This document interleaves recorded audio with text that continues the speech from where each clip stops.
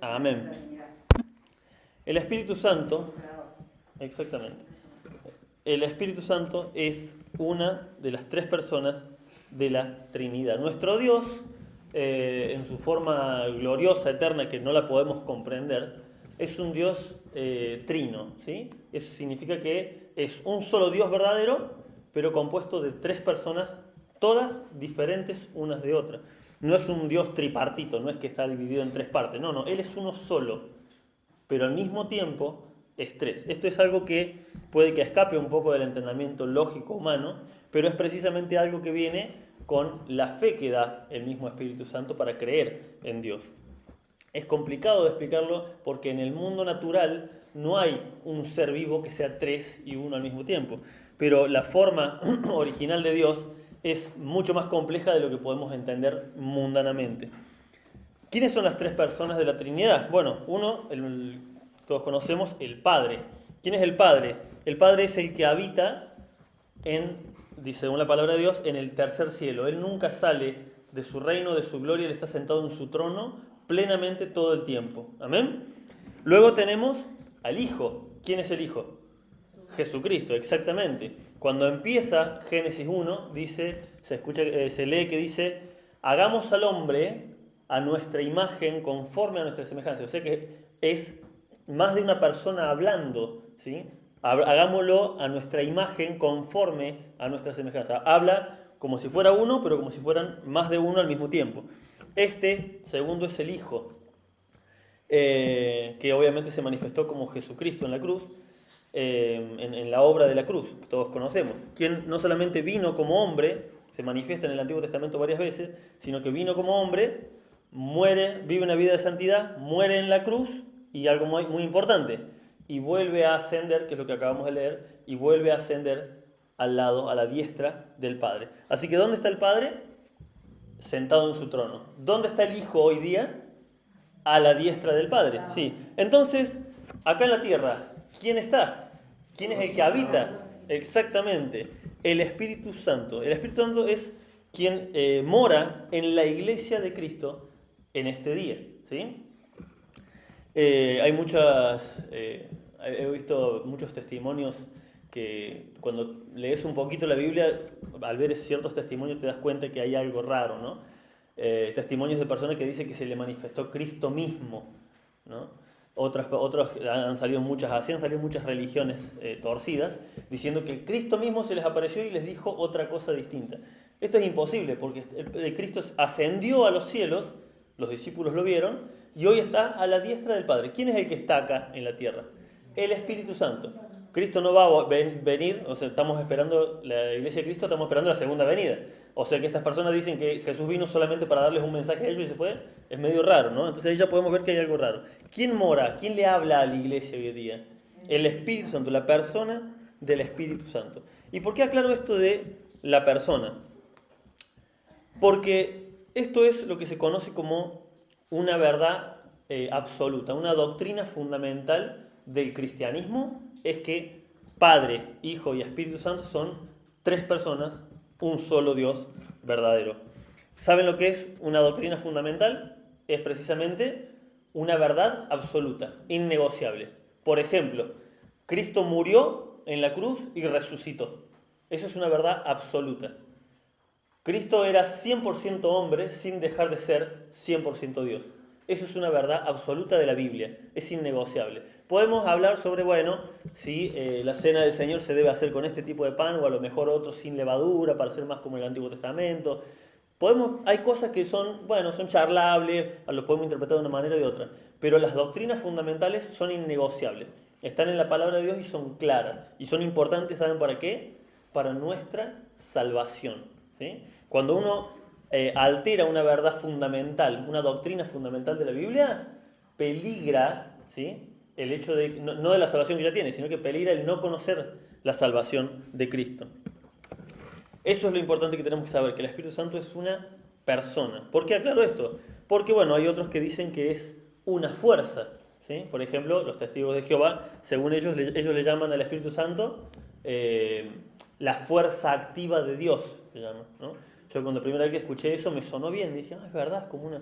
y hasta que escuchando una enseñanza de un pastor, obviamente bíblico, explicaba, no, que eso es un error, porque estás diciendo que el Espíritu Santo es una energía, una fuerza es una energía, y Él no es una fuerza, no es como el viento, como la electricidad, es una persona más de la Trinidad. Y otro que vi también una vez, había visto un video documental cristiano que hablaba de, precisamente, explicando los peligros de las personas que utilizan ciertas cosas de brujería, de magia negra, gente que ha hecho pacto con el diablo, cosas de ocultismo, todo eso, ¿no? Testimonios de gente que anduvo en ese mundo y que hoy están en el Evangelio. Y recuerdo, me quedó patente uno en la cabeza de una mujer que se le había muerto, creo que su hijo en la guerra, en la Segunda Guerra Mundial, algo así, y en su desesperación, obviamente no conocía al Señor, acudió a una de estas brujas, estas medium, y supuestamente, bueno, hizo ahí un circo la medium como que invocaba al espíritu del hijo. ¿Y qué le dijo este supuesto espíritu del hijo cuando apareció? En vez de decirle, mamá, te extraño, mamá, estoy bien, lo que sea, lo primero que le dijo, mamá, quiero que sepas que Dios no existe y que el Espíritu Santo es una fuerza. Este testimonio lo cuenta la misma mujer. ¿Por qué tanto interés del enemigo de engañar a la persona de que no solo que Dios no existe, sino que el Espíritu Santo es simplemente una fuerza? Porque hay algo importante ahí. Vamos a ir a Juan capítulo 16. Y vamos a encontrar una explicación de seguramente por qué el enemigo está tan interesado en que el mundo no entienda quién es el Espíritu Santo. Es más, muchos cristianos, podemos decir, no entendimos durante mucho tiempo quién es el Espíritu Santo. El Evangelio de Juan, capítulo 16.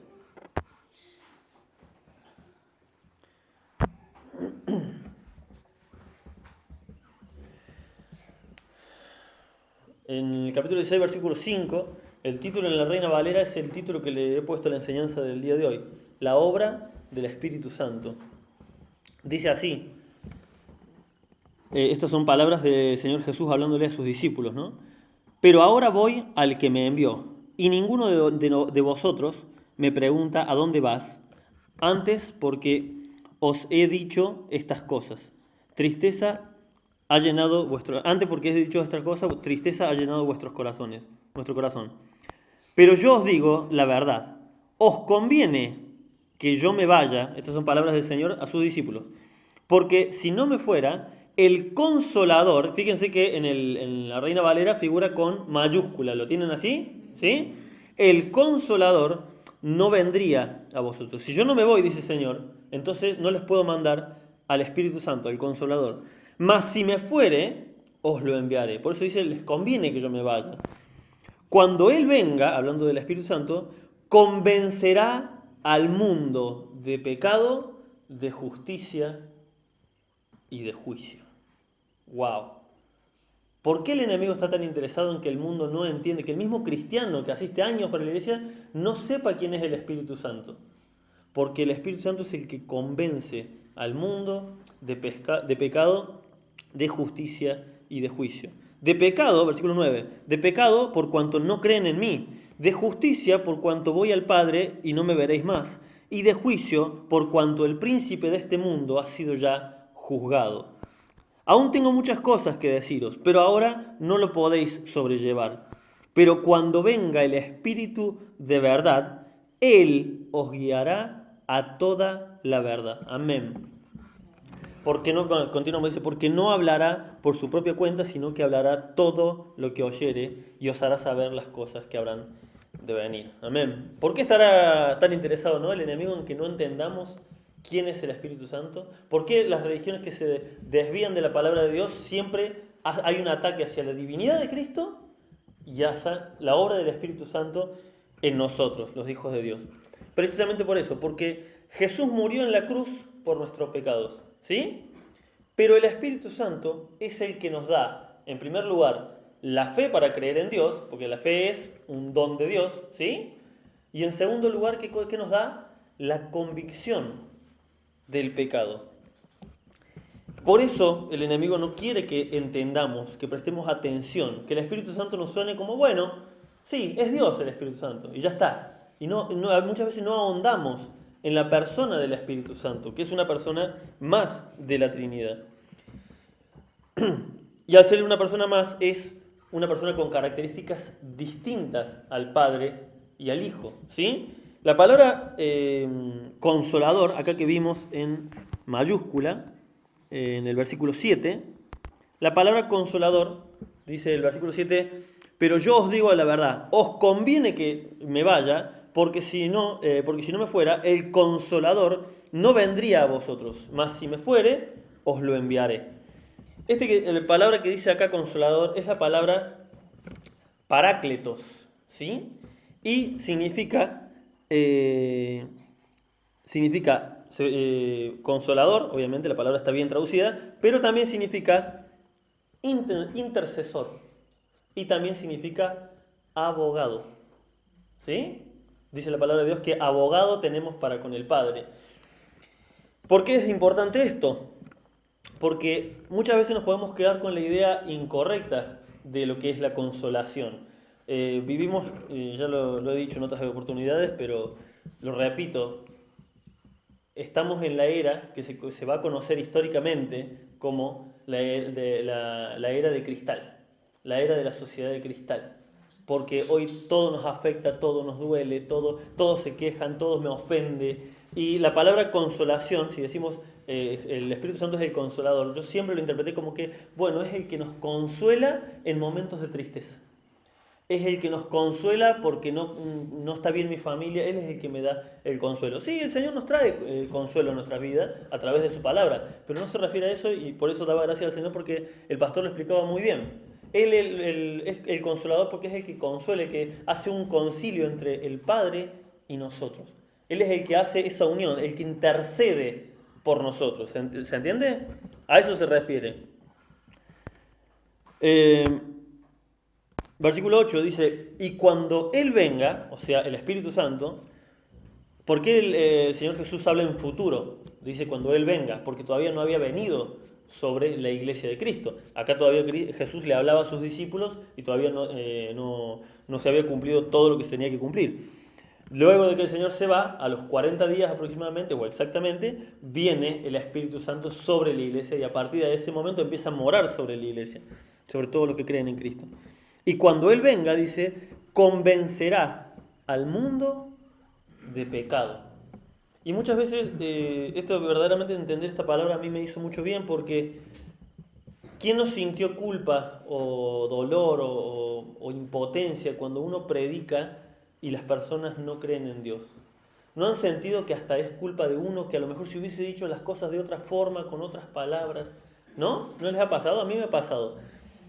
Y si uno siente una carga que no es responsabilidad nuestra en realidad, es responsabilidad del Espíritu Santo. Lo que el Señor nos manda a nosotros es ir y predicar el Evangelio. No que nosotros hagamos la conversión, no que nosotros somos los que damos la convicción de pecado, es el Espíritu Santo el que da esto. Dice, y cuando Él venga convencerá al mundo de pecado, de justicia y de juicio. De pecado por cuanto no creen en mí, dice el versículo 9. Claro, cuando uno le predica a una persona, o cuando nos predicaron a nosotros, para que nosotros creyéramos en el mensaje de Cristo, en el mensaje de la cruz, primeramente necesitábamos creer en Dios. Dice la palabra de Dios, porque el que invoca a Dios es necesario que crea que hay un Dios, porque si no, ¿quién invoca a un Dios en el que no cree? Primero dice, de pecado por cuanto no creen en mí. El mundo no cree en Jesucristo, no cree en la obra de Cristo, y es el Espíritu Santo el que da esa convicción de pecado, ¿sí? Segundo, dice, los convencerá también de justicia por cuanto voy al Padre. La convicción de pecado nos da arrepentimiento, pero luego la convicción de justicia es lo que nos lleva a vivir una vida en santidad. Mientras que Jesucristo está allá con el Padre y hasta su segunda venida, nuestro objetivo en la tierra es vivir una vida de santidad. En el momento que fuimos convertidos, que fuimos restaurados a la comunión con el Padre, se dieron dos cosas en nosotros, dos hechos muy importantes. El primero es que fuimos santificados, ¿sí? Eso se llama santificación posicional. Ahora, antes éramos del mundo, ahora estamos santificados en el camino del Señor. Pero hay otra santificación más que nos falta, que es la santificación progresiva. Ahora de a poco, nosotros ya tenemos la santificación delante de Dios, cuando estemos delante de su presencia, fuimos justificados por la obra de Cristo. Pero hay otra santidad más que tenemos que alcanzar, que es la santidad día a día. Cada día progresar un poquito más para, como siempre decimos, presentarnos dignamente delante del Señor. Amén. Y también convencerá, dice, al mundo de pecado, de justicia y de juicio, dice, por cuanto el príncipe de este mundo ya ha sido juzgado. O sea que ya no seremos nosotros condenados junto con el diablo, que ya fue juzgado, sino que seremos justificados. Y fíjense qué interesante, ¿no? Porque dice, de juicio, por cuanto, y de juicio, versículo 11, por cuanto el príncipe de este mundo ya ha sido juzgado. ¿Por qué el enemigo, por qué el diablo tiene un interés tan grande en la iglesia de Cristo? ¿Por qué todo el tiempo está buscando torcernos las escrituras, que caigamos en algún pecado? ¿Cuál es el propósito? No hay un propósito. ¿Sabían eso? Él ya fue juzgado, él está condenado. Y como es lo que se conoce como una persona mal llevada, que no come ni deja comer, que no tiene ni quiere que los demás tengan, eso es el enemigo. Él perdió la oportunidad de la salvación, perdió la salvación de estar delante del Padre. Él la perdió para siempre. ¿Y qué hace? Simplemente intenta que otros no vayan. ¿Cuál es el propósito? No hay un propósito. Es maldad. Dice la palabra del Señor que la maldad fue hallada en Él. De Él nació la maldad. ¿Qué es lo que quiere el diablo? A veces lo vemos no lo vemos, sino que lo han presentado como el príncipe de las tinieblas, ¿no? Como que es un rey glorioso que gobierna el infierno. Cuando la palabra de Dios dice que el infierno es la ira de Dios, el diablo va a ir al infierno. No, ¿saben qué es? Es un ser desesperado porque no tiene salvación y lo único que quiere, como una persona malvada, es que los demás caigan en su desgracia. ¿Sí? Cada vez que le hacemos caso a esa voz que nos lleva a hacer lo incorrecto, simplemente le hacemos caso a una persona mal llevada. Es todo lo que hacemos. No nos puede quitar, aquellos que están en Cristo, no nos puede quitar la salvación, pero nos puede quitar la paz, nos puede quitar la comunión con Dios, nos puede quitar la paz con el Espíritu Santo, la comunión con el Espíritu Santo. Por eso la palabra que recién les decía, que es muy importante que entendamos que el Espíritu Santo es una persona. La misma palabra de Dios dice que no contristemos al Espíritu Santo. O sea que el Espíritu Santo, como una persona, se puede poner triste. Se pone alegre cuando hacemos la voluntad del Padre. ¿Amén? Versículo 13 dice, pero cuando venga el Espíritu de verdad, y ahí fíjense cómo dice, ¿no? Ya no dice el Espíritu Santo, dice el Espíritu de verdad. Él os guiará a toda la verdad, porque no hablará por su propia cuenta, sino que hablará todo lo que oyere. Esto que vimos recién, que acabamos de leer, el Espíritu Santo vino al mundo a convencer al mundo en general de pecado, a todo aquel que cree, de pecado, de justicia y de juicio. Esa es la obra que el Espíritu Santo vino a hacer al mundo. Pero ahora hay otra obra muy importante para nosotros, que es la obra que Él vino a hacer en cada uno de los creyentes individualmente. ¿Sí? ¿Saben cuál es esa obra? Ahí dice, guiarnos a toda verdad. Guiarnos a toda verdad. ¿Qué dijo Jesucristo? Yo soy el camino, la verdad y la vida. Y habíamos visto hace un tiempo el tema de la verdad, que cuando precisamente una de las cosas más que Dios más aborrece, cuando leemos en Proverbios o en Eclesiastés, cuáles son las cosas que Dios más aborrece, dice una de ellas, la lengua mentirosa. La lengua mentirosa. ¿Por qué? Las cosas que más aborrece Dios, una de las cosas que más aborrece es la lengua mentirosa. Es una mentirita piadosa, decimos nosotros. Pero hay un problema. Jesucristo es la verdad. Y cuando mentimos, sea chiquito, sea grande, ¿contra qué estamos atentando? Contra Cristo, que es la verdad. Por eso dice, el Espíritu Santo, ¿hacia dónde nos guía? A Cristo. Nos guía, dice, a toda verdad, a toda la verdad. No solamente a la verdad de que Cristo es el Salvador. A todo lo que está en nuestra vida tiene que ser guiado, tiene que ser impulsado por la verdad. Si estamos en un trabajo, estamos en lo que sea, en la escuela, con compañeros, y reina la mentira, y tenemos que hacer alguna trampita en el trabajo para poder obtener un poquito más, Si hay algo de mentira, ya no viene de Cristo. ¿Se entiende? Si hay algo de falso, si hay algo de hipocresía, ya no estamos obrando con la verdad. Estamos atentando contra Cristo y contra el Espíritu Santo, porque el Espíritu viene ¿a qué? A guiarnos a toda la verdad. Primero nos guió a Cristo, pero ahora, siendo salvo, nos guía a todo lo bueno, a todo lo santo y a todo lo agradable. Vamos a Romanos capítulo 12.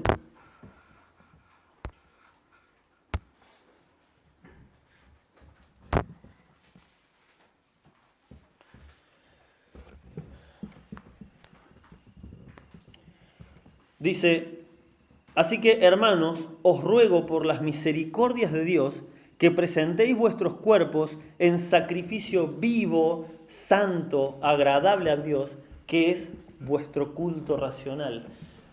Esta palabra culto racional, la palabra racional literalmente se refiere a racional, a lógico. Lo que dice acá el apóstol Pablo, lo que está diciendo es, vivan una vida de santidad, presenten sus miembros, su cuerpo entero a una vida de santidad, porque esto es lo lógico después de haber recibido una salvación tan grande. A eso se refiere, ¿se entiende? Lo estoy parafraseando de otra forma.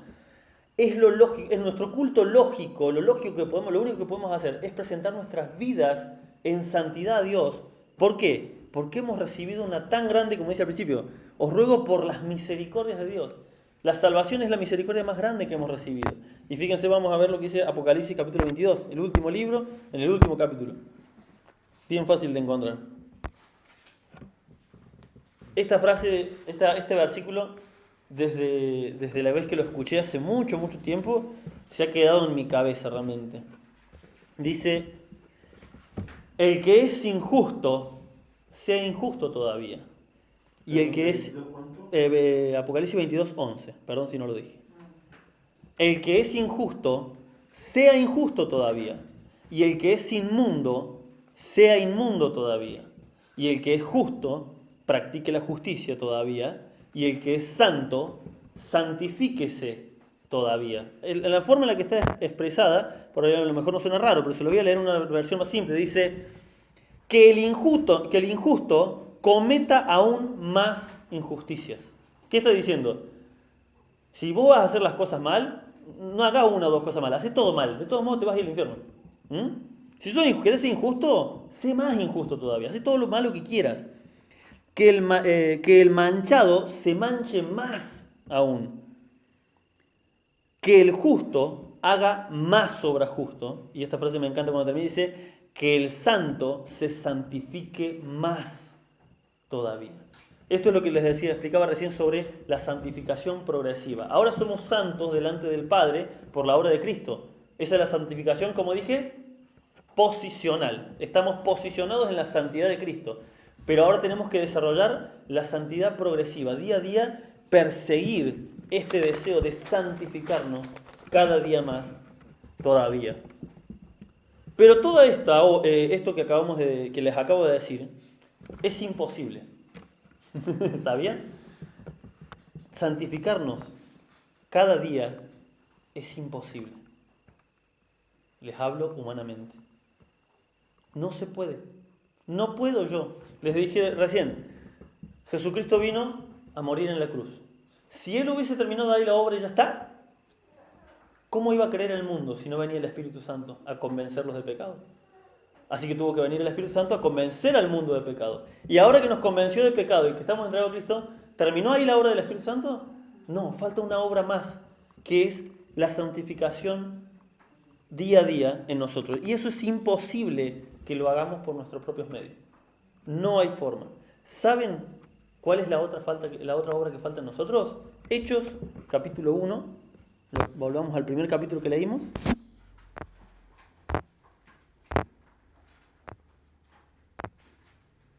Hechos capítulo 1, versículo 5.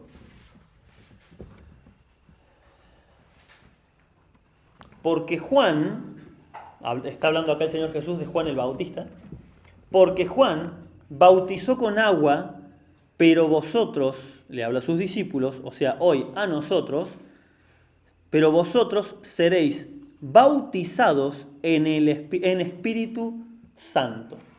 Pero nosotros, hermanos, aparte de las aguas del bautismo, dice, Juan bautizó en agua. ¿Quién acá pasó por las aguas del bautismo? ¿Quién se bautizó? ¿Todos estamos bautizados? La mayoría, sin duda, estamos bautizados. Eso es un mandamiento del Señor, que todo el que cree en el Señor Jesucristo se bautice. Fue la primera obra de obediencia. ¿Pero eso significa que nos convertimos en ese momento a Cristo? ¿Eso significa que ya está todo? Yo dije soy cristiano, me bauticé y ya está. No, dice Juan bautizó con agua, pero ustedes, hermanos de la iglesia Mirador del Lago, y yo, ¿sí? Vamos a ser, aparte de eso, bautizados en el Espíritu Santo. Esta es la obra que falta para poder llevar a cabo la santificación progresiva. El bautismo del Espíritu Santo.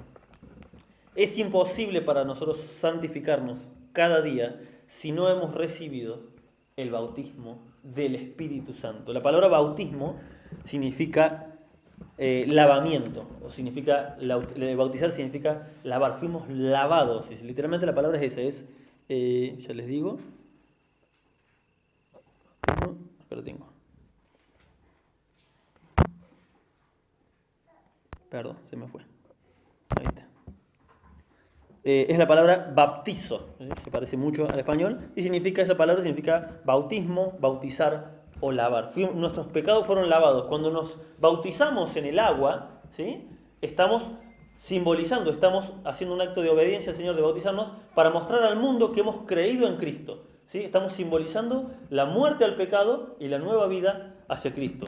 Perfecto, pero ahora falta otro bautismo, falta que seamos sumergidas en otras aguas distintas, en unas aguas espirituales que nos da el Espíritu Santo. ¿Qué es esto de ser bautizados en el Espíritu? ¿Saben qué es? Es la obra milagrosa más grande que Dios puede hacer en nuestras vidas. Después de la salvación, la segunda obra más grande que puede hacer en nuestras vidas, después de no la salvación nuestra, sino la salvación que Cristo hizo en la cruz, después de la obra de la cruz, lo siguiente más grande que Dios hace en el mundo es el bautismo del Espíritu Santo. ¿Saben qué significa? Cambiar de naturaleza. Cambiar de naturaleza.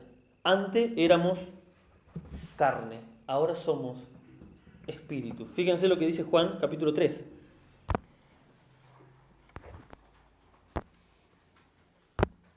Todos conocemos Juan 3:16, famosísimo. Lo que no sé si muchos se acordarán o sabrán que ese versículo es una contestación directa que el Señor le está haciendo a Nicodemo, ¿no? Dice, versículo 1, dice, había un hombre de los fariseos que se llamaba Nicodemo, un principal entre los judíos.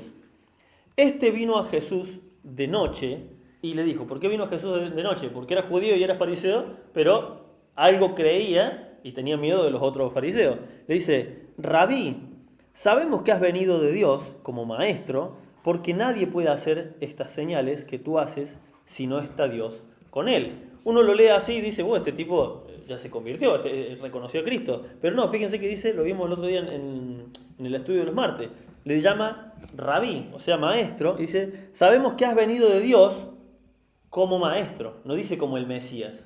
Sabemos que has venido de Dios como maestro, porque nadie puede hacer estas señales que tú haces si no está Dios con él. Y Jesús enseguida le dice, respondió Jesús y le dijo, de cierto te digo, no sé qué venís a decir, más o menos es lo que le dijo el Señor Jesús, no sé lo que venís a decir ni me interesa, escucha esto, de cierto te digo, que el que no naciere de nuevo no puede ver el reino de Dios. ¿Qué venía a decir Nicodemo? No tengo ni idea. El Señor le cortó antes de que dijera nada más. Maestro, sabemos que venís de Dios. Antes que nada, escucha esto. Si no naces de nuevo, no vas a ver a Dios. ¡Wow! ¿Se dan cuenta de lo cortante que es la respuesta del Señor? No le está respondiendo nada. Simplemente le cortó lo que venía diciendo Nicodemo. Versículo 4. Nicodemo le dijo, ¿cómo puede un hombre nacer siendo viejo?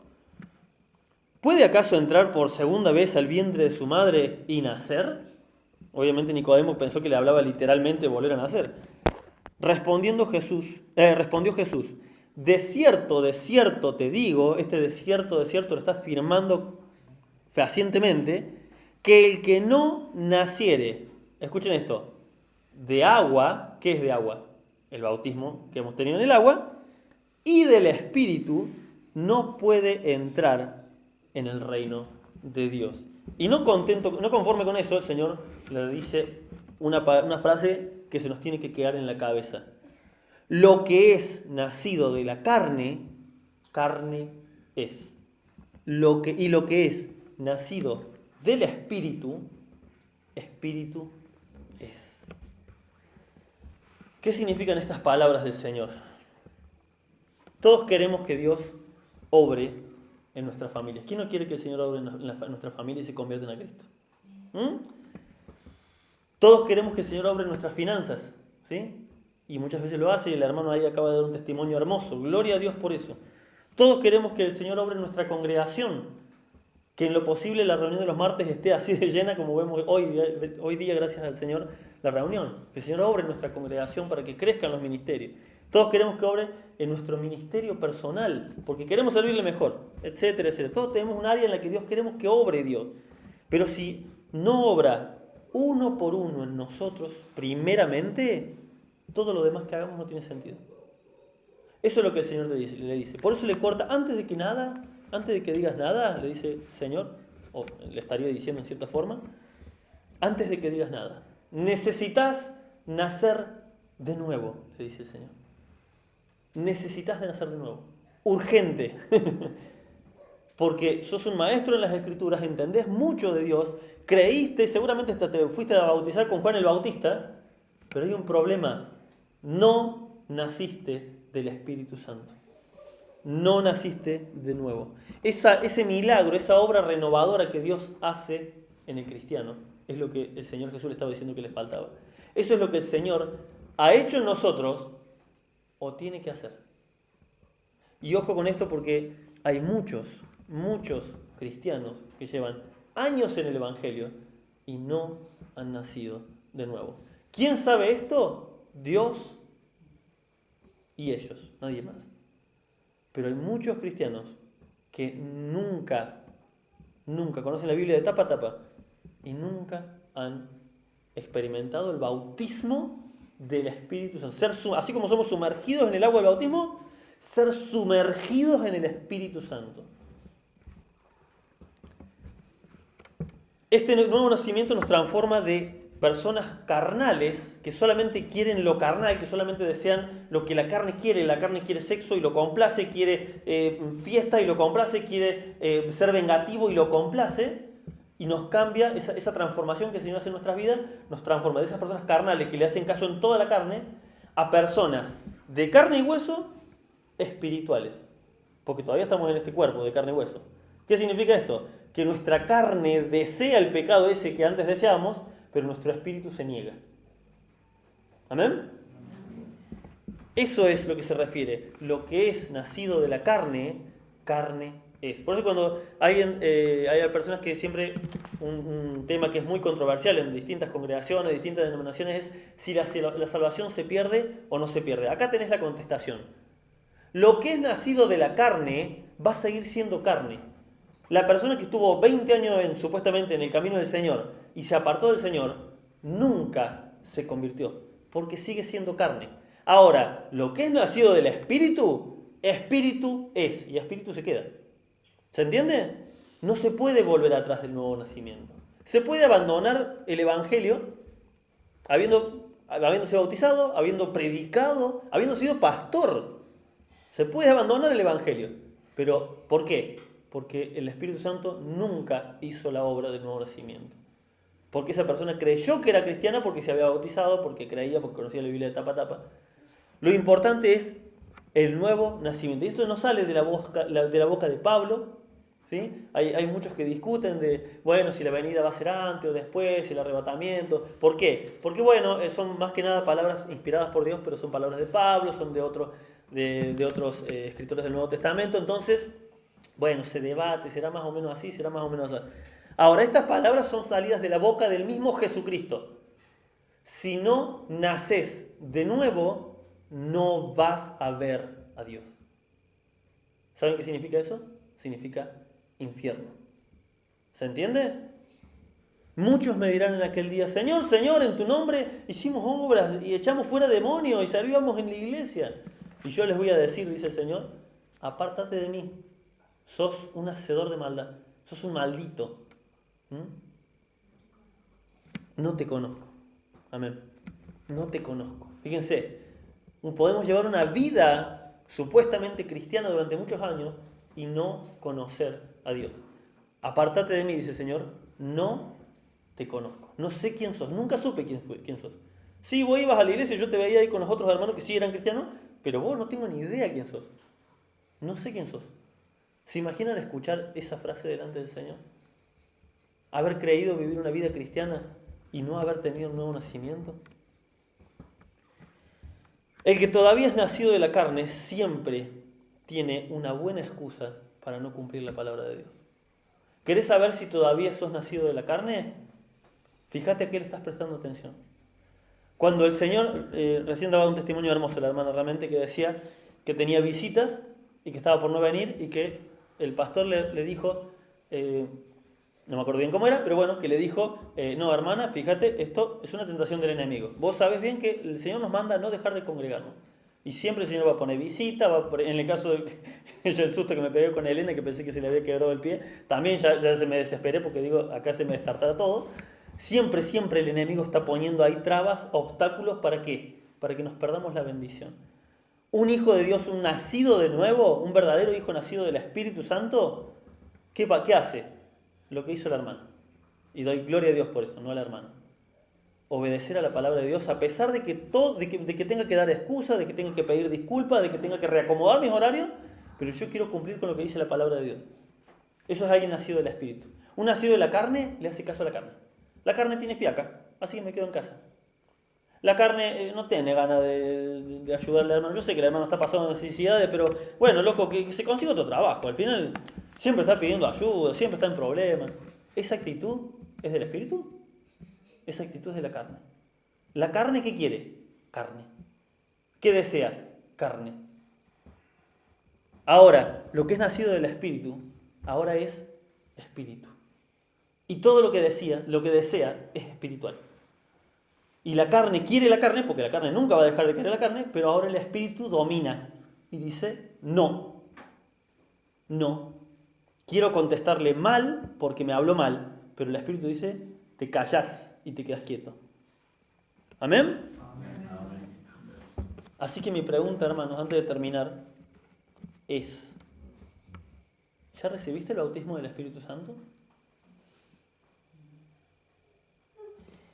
Durante mucho tiempo, por lamentablemente la mala enseñanza en otro lugar, siempre creí, de hecho escuché muchas enseñanzas erradas, sobre que el bautismo del Espíritu Santo era que tenía que venir una especie de poder en vos y tenías que empezar a hablar en lengua y temblar. Ese era el bautismo del Espíritu Santo según otras denominaciones. Eso no es el bautismo del Espíritu Santo, eso es una payasada. El bautismo del Espíritu Santo es una obra transformadora de Dios en nuestras vidas. Y ¿saben? El último tip que les voy a dejar para saber si ha habido un nuevo nacimiento, si vino el Espíritu Santo a morar a mi vida o no, o si sigo siendo carnal. Lo seguimos leyendo ahí en el mismo Juan, capítulo 3. Fíjense lo que continúa diciéndole el Señor a Nicodemo. No te maravilles de que dije, os es necesario nacer de nuevo. El viento sopla de donde quiere y oyes su sonido, mas ni sabes de dónde viene ni a dónde va. Así es todo aquel que es nacido del Espíritu. ¿Qué significan estas palabras? El viento sopla de donde quiere. Vos sentís el viento, te toca, sentís que está más frío, que está más cálido, pero no lo ves, no tenés idea de dónde viene. La palabra viento, fíjense la palabra que dice el viento, y la palabra espíritu son la misma palabra. Acá lo tenemos dividido de dos formas distintas, pero la palabra espíritu literalmente se traduce como aire. ¿Y el viento qué es? Aire en movimiento. ¿Sí? La palabra, cuando vos buscas en el original, la palabra viento Disculpe, pero se me fue. Versículo 8. La palabra viento es la palabra neuma, con P al principio, neuma, como neumático. ¿De qué está lleno el neumático? De aire, ¿no? Bueno, de ahí viene la palabra neumático. Y cuando dice, así es todo el que es nacido de él, neuma, todo el que es nacido de el Espíritu. ¿Qué nos está diciendo acá? Acá nos está dando el Señor Jesús la evidencia de si el Espíritu Santo está en nosotros. Así como cuando sabemos, sentimos el viento de un lado o del otro, no lo podemos ver, no lo entendemos cómo funciona, no tenemos idea de dónde viene o hacia dónde va, simplemente lo sentimos que pasa. Así de evidente es en la vida del nacido de nuevo. No tenés idea qué pasó con Juanito, que antes era un peleador, un borracho que le pegaba a la esposa, qué cosa, pero hoy en día es una persona totalmente distinta. ¿Qué le pasó? No tengo idea, pero puedo ver los efectos. No vi la transformación que Dios hizo en su vida, pero veo los efectos que causó esa transformación. Vos ves el viento y ves que mueve las hojas, cómo viene, de dónde va, no sé, ves los efectos. Tumba cosas el viento. Eso le está diciendo el Señor. Así como pasa, vos escuchás el sonido del viento, no entendés de dónde viene, a dónde va, pero sabés de dónde viene. Y no sabes ni dónde viene, ni a dónde va. Dice, así es todo el que es nacido del Espíritu. No tenés idea cómo es que Dios hizo la obra en tu vida, pero ves el hombre que eras antes y es otro, soy otro. Yo no soy ese. ¿En qué momento fue? Podemos acordarnos el momento en que nos predicaron de Cristo y creemos en Cristo. Podemos tener la fecha anotada. Podemos tener la fecha anotada de nuestro bautismo. Yo conozco que hay hermanas que la tienen anotada. Ahora, el día en que fuiste transformado por el Espíritu Santo, no se sabe. No podés saberlo a ciencia cierta. Solo sabes que ahora sos una nueva persona y antes eras otra. ¿Cómo pasó? No tengo ni idea. El viento del Espíritu Santo movió cosas en mi vida, movió todo, cambió todo. Antes yo era un desgraciado, un malhumorado, era todo lo malo que se podía hacer, lo era. Pero ahora no lo soy y no lo quiero ser más. Y cada día quiero santificarme más. Hermanos, ¿hay ese deseo en nosotros? ¿Vemos los efectos del viento del Espíritu Santo en nuestra vida? Cuando en Hechos de los Apóstoles viene el Espíritu Santo sobre la iglesia, dice que vino como un viento recio, como un viento fuerte. ¿Qué hace un viento? Destartala todo. Abre las ventanas, tira la ropa, rompe tejado. El viento cuando es fuerte, mientras más fuerte es el Espíritu Santo en nuestra vida, mientras más cabida le damos al Espíritu Santo en nuestra vida, más son los cambios que Él hace. Y el mundo no va a tener idea por qué, pero se van a ver los efectos. ¿Amén? Amén. ¿Se ven los efectos en mi vida? Les dejo con esta pregunta que les hice. ¿Ya recibiste el bautismo del Espíritu Santo? Termino con esto, cuando el apóstol Pablo en 1 Corintios 11 dice, cada uno examínese a sí mismo. Eso no es solamente para la cena del Señor. Cada día debemos examinar, no solamente cuando venimos el sábado o domingo, el día que sea la reunión. No es solamente para ese momento que nos tenemos que examinar. Día a día deberíamos preguntarnos, Señor, ¿ya hiciste la obra en mí? Señor, si no lo hiciste, por favor, cámbiame. Yo sigo viendo defectos en mí, sigo viendo mal carácter. Señor, no sé si ya hiciste la obra, pero la quiero. No quiero perderme de estar delante de tu presencia. No quiero llegar al día delante tuyo y que me tengas que decir que no me conoces porque... No, Señor, por favor, haz esa obra en mi vida. Haz esa obra en mi vida. No entiendo cómo, no sé cómo me vas a cambiar porque tengo un carácter horrible, podrido, trato mal a mi esposa, trato mal a mi esposo, siempre tengo una excusa para no asistir a la iglesia, siempre tengo una excusa para no hacer las cosas bien. No sé cómo vas a cambiar esta monstruosidad que soy, pero por favor, Señor, cambia esta naturaleza. Cambia este carácter horrible, podrido que tengo. Cambia mis malas intenciones. Señor, cambia mis deseos. Deseo esto que no debo. Señor, estoy mirando a la mujer de mi prójimo. Perdón, Señor. No quiero, cámbiame esto, Señor. No quiero hacerlo más. Arranca esta vida inmunda de mi vida. Cambia estos deseos, cambia todo en mi ser, Señor. Que ese viento entre y sople y no como algo, no como esa manifestación que se dice en el mundo. No, que sea un cambio real. Que el mundo vea que que el viento del Espíritu Santo cambió todo en mi vida. Desorganizó todo y lo organizó como Él quiso. ¿Amén? Amén. El Señor les bendiga, hermano.